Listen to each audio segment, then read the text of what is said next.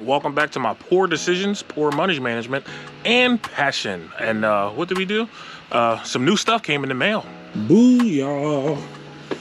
It took a minute, but FedEx right after Christmas got down to business, man. This is those good old, what's that company called?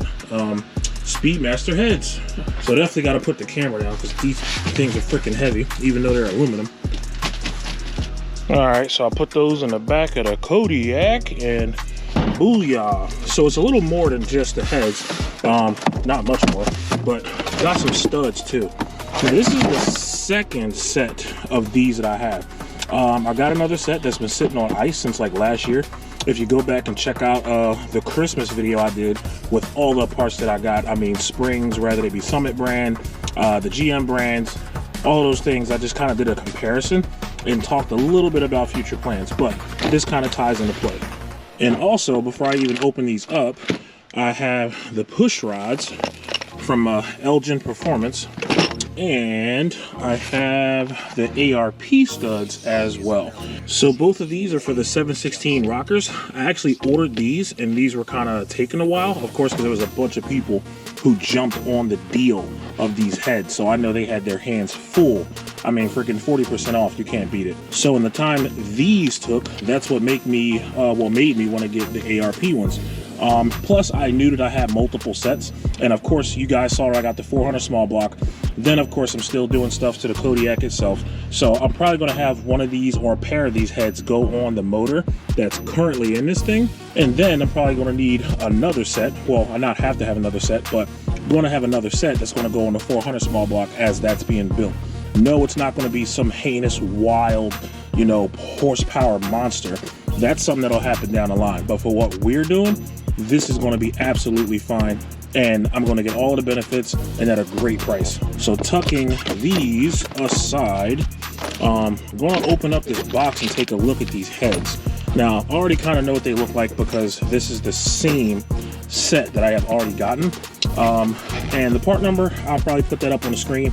But even with that being said, the part number changes, but it's not really like big changes as far as like port size and everything else. It's more so your preference. For example, like angled plugs, flat tappet cam, or a hydraulic roller cam.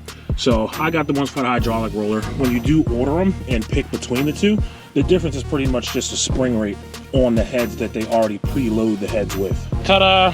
All right, now I just got to get this thing out of here.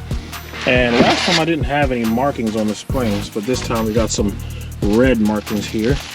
And I mean, it's a pretty simple casting. I mean, people who are, I guess, like hard body Brodix, you know, all of the big, you know what, places, they're going to absolutely pass all the judgment they possibly can. But again, we're not going super ridiculous all out with this. But yeah, let's get this off. So here they are, and just definitely going to do a little mini inspection here, and just checking stuff out. But I mean, for the money and what you get, it's not bad at all. I think these things were about 5 something, close to 6. And that was just for that one time a year that they do it. And then regular price is like $1,000 for the pair. But just taking a look, I may potentially take these and get them checked out when I do get the block done, just to see what they could possibly do to kind of clean things up. I mean, and of course that's other than, you know, cleaning up the slag and whatnot. Well, not slag, but just the rough edges on the casting. Get that cleaned up, help with the oiling, so on and so forth. But I mean, just for something to bolt on to something small, I'm absolutely okay with this.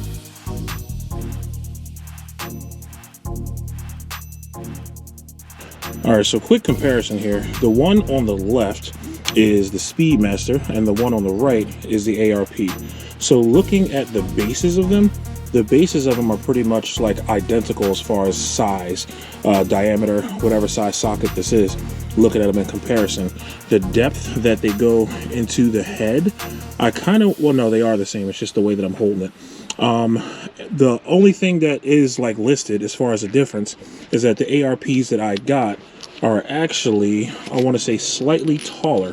Now, as far as lengths go, the ARP is longer. And it actually is listed that it is a bit taller. I'll put the exact number up on the screen. But both of them should be a decent operating range in order to use the roller rockers on here. And I kind of just wanted to do a test that the threading is what it's supposed to be. And all right, it's already going in smooth as butter. So this is going to work out.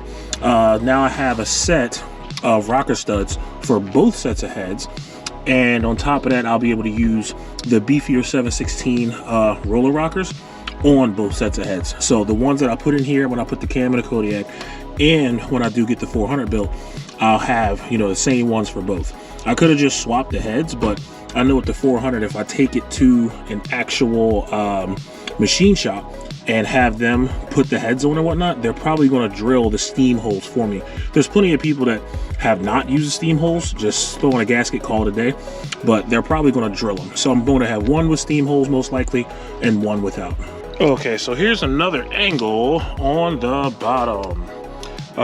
Similar to a Vortec, 64cc chambers, very flat surface. I remember years ago it used to be a thing where you would get like issues when it came to quality control as far as the actual head being milled and decked and being a good flat surface. But the last two pair that I have actually been pretty good. I mean, taking a straight edge to it, that was one thing as well, but some of them you could even see where there's like steps in the actual face of it, which was insane.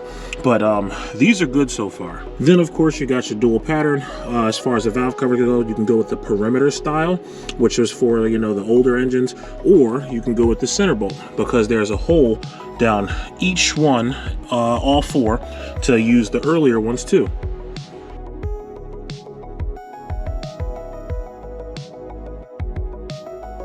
So here is another one that I've been sitting on for not too long, but just came in. And this, I mean, it's not super crucial, but it's definitely something that I wanted. Here is the Holley aluminum timing cover for the Vortec motors. Now let's get this thing unpacked. So here it is, fresh out the plastic. And one of the things that is key is the fact that this thing still has the provision for the reluctor wheel sensor, and that's what's going to keep me able to control, you know, the motor. Now of course you might be thinking, oh, what's he talking about? But I mean control the motor as in the 400 small block. I could have just put the plastic one on there and just called it a day, but I wanted one that's reusable, not the one that's the plastic one that you're supposed to get rid of and do. What I did notice is, and it does say you have to drill out that piece of metal there. It's like a thin layer, and then the screw taps into that hole. Now looking from the opposite side, you can see that there's nothing there, in case you ended up, I guess, wanting this cover for the Vortec, but you were not going to be actually using the reluctor wheel sensor. So you could just slap this on a Vortec block, it'll bolt right up, and you don't have to run the sensor. But it's looking pretty good, man. I mean, lightweight, it's definitely stout. And looking forward to putting this bad boy on. Already comes with a pre-installed seal and the pointer right there. But yeah, man, good stuff, good stuff. All right, so kind of just laying stuff out here so that way I can kind of give you guys an idea of what's supposed to be going down in the future for this thing. And when I say future, it's kind of different phases. So for the first one, I mean, you guys saw and have been not very patiently waiting on the marine intake install. So along with that, I kind of fell down the rabbit hole, which is why I've just been acquiring more and more parts, just so the plan further down the line basically is as efficient as I can possibly have it. And that's also with potentially a leftover motor that makes pretty decent power. So for starters, this goes way back to, once again, the Christmas video I did a while ago. That one shows what I actually grabbed. Now I grabbed a few things, and this was actually great because Summit Racing actually saw it, subscribed, and commented. Super happy. But what I did was go over the, I want to say the Beehive style springs. So I had one pair of the LS1 springs, and then I had another pair of the Summit Racing springs. Now they have a couple different springs, but the one that I got was the closest in comparison with the LS1 springs. Along with that was also another pair of the Speedmaster aluminum heads. Then I also had some Jegs roller rockers, which was I was going to try to bolt onto the existing motor when I realized I screwed up and ordered a 7/16 rocker instead of a 3/8 rocker, so it's not even going to work. But acquiring all of those things definitely plays into the now. So first plan that I'm trying to get to go into motion is to, for starters, let's work from the top to the bottom. Have the BBK throttle body. That's going to be on top of the marine intake. Then have the marine intake. The marine intake is going to take care of the induction and fuel. I'll have external fuel injectors now, and I can even change them whenever I want. But what is currently on it is going to be more than enough for what I am going to have. Then working at a step lower, we're going to move on to the heads. So the Vortec heads, as plenty of people know, they flow fantastic as far as any off-the-shelf small block Chevy head. Yes, you have the camel hum heads and they are pretty solid, but people usually go to the Vortex. Yes, they're known for cracking, blah, blah, blah, but if you can find yourself a good solid set, that's bolt-on horsepower immediately. And if you don't believe me, watch Richard Holder's videos. He's been doing a bunch of them for years. So with going with the aluminum head option, I definitely have the flow that I would get with a Vortec, or slightly better with this design. Again, because we're on a budget here, I'm not going, you know, balls to the wall, Brodix, AFR, top tier. That's not what we're doing right now. I'm doing what I can, however I can. The fact that they're aluminum adds on to the fact that they definitely dissipate heat a lot better than a cast iron head. Plus weight savings. The aluminum heads are significantly less weight than the cast iron heads. So that right there takes care of things at the level of the heads. Of course, I have headers. I'm eventually going to upgrade to a thicker diameter tube header, which I've already found. I just have to, again, save up the money. Then we move to the camshaft, and I kind of skipped the part, but then we move to the camshaft. That is the one thing that is the major buy that I still have to get.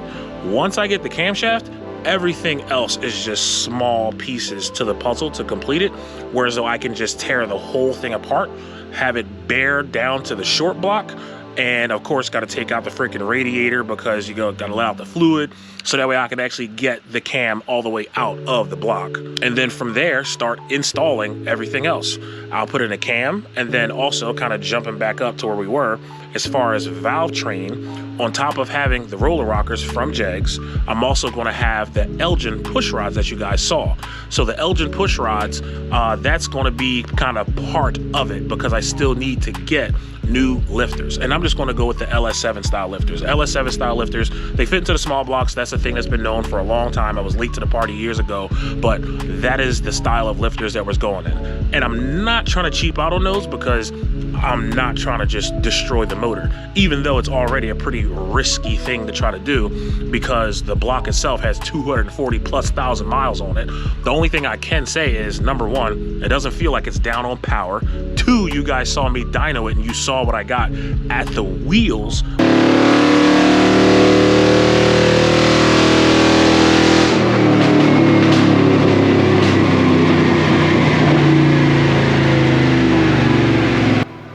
Like I said, second pass, best pass. This pass going up to 5,000 RPM at the wheels was 252.9 horsepower with over 240,000 miles.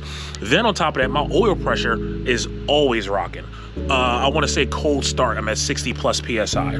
Then on top of the 60+ PSI, when I'm hot, I don't see anything less than 40 PSI, regardless of what I'm doing.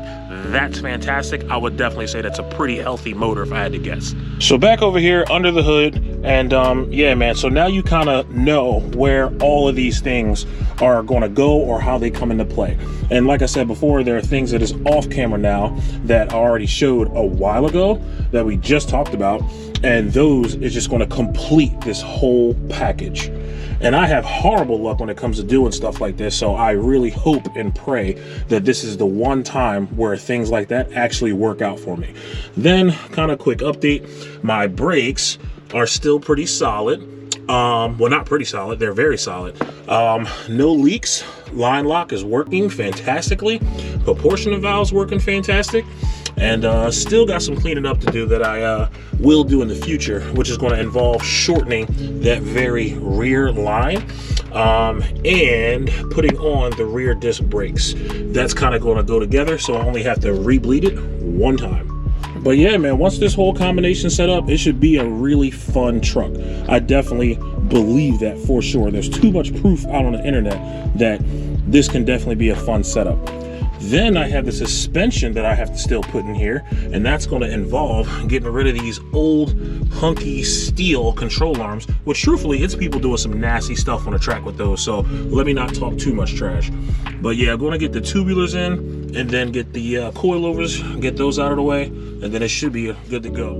Now, the one thing that I am going to do before you guys call me a super psycho, I am a psycho, but I'm not a super psycho. And that's going to be is to change some of the things that actually come on the heads. One of the most important things that's going to be is the springs.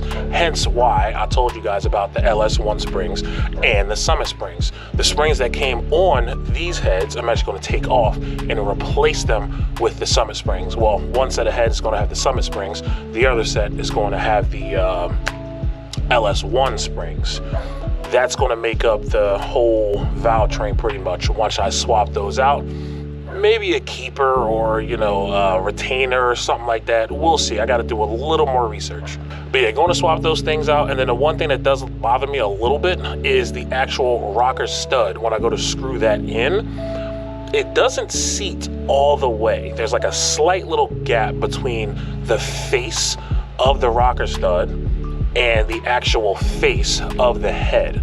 Not sure what I'm gonna have to do. Maybe I can use some sort of a shim. I'm not sure if that's like a no-no to do that, or if I just tighten it a little more, it'll be fine. But it's weird because it goes down like butter, but once it gets to a certain point, it's a cold stop. I'm thinking that maybe it's a little too long, or the head itself doesn't have the depth inside of the actual screw hole. Then plus, depending on how money's looking, I may even take them just to see whatever the machine shop can do as far as machining the heads, valve job, whatever the case may be, just to make them perform even better. All depends on if it's in the budget. Of course, when the 400 small block, that's going to get done, but I'm talking just for bolting on to what the Kodiak already has in it. That's what I'm thinking I might actually get a pair of heads done up for. Okay, so that wraps it up for this one, and hopefully I'll get a better idea of all the things that's kind of fallen in place and dominoing to make the future plan, not only for the motor and the small block Vortec that's in the Kodiak, but also for the 400 that I am going to build for the first phase in the future. But all right, appreciate you guys with rocking out with me and checking in, but I'll see you all on the next one, man. Peace.